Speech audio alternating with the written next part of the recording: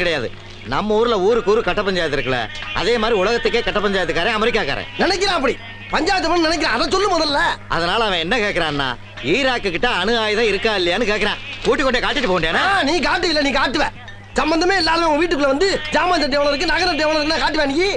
யோ இந்தா எங்க ரெண்டு பேத்துக்கு 2 டீயா போடு. அண்ணே 2 3 போடுங்க. நான் என்ன சொல்றேன்னா, சின்ன பையலா இருக்கட்டும் பெரிய பையலா இருக்கட்டும், நியாயமா இருக்கணும். நீ ஊருக்கு பெரிய ஆளா இருக்கலாம், அதுக்காண்டி ரோட்ல போறவன பூரா கூப்பிட்டு உன் கையில என்ன இருக்கும், உன் வீட்டுல என்ன இருக்கும், ஜாமான் சட்டை என்ன இருக்கும், இது என்னன்னு கேட்டா என்ன நியாயம்? சல்லித்தனமா பேசிக்கிட்டு இந்தாங்க. எப்பா 2 3 தானே போட்டுக்க. ஆமா ஆமா. கொண்டா கொண்டா கொண்டா. அதாவது வாய்க்கு வந்தபடி எல்லாம் பேசப்படாது. எதா இருந்தாலும் நியாயமா பேசணுமா இல்லையா? ஏனே பெருமாள் வந்தாப்லையா? யார் நம்ம பெருமாளா? அவன் காலையில வந்துட்டு பணத்தை கொடுத்துட்டு பஸ்ல போயிட்டானப்பா. எது பெருமாள் வந்தானா? எப்பனே சொல்லவே இல்ல.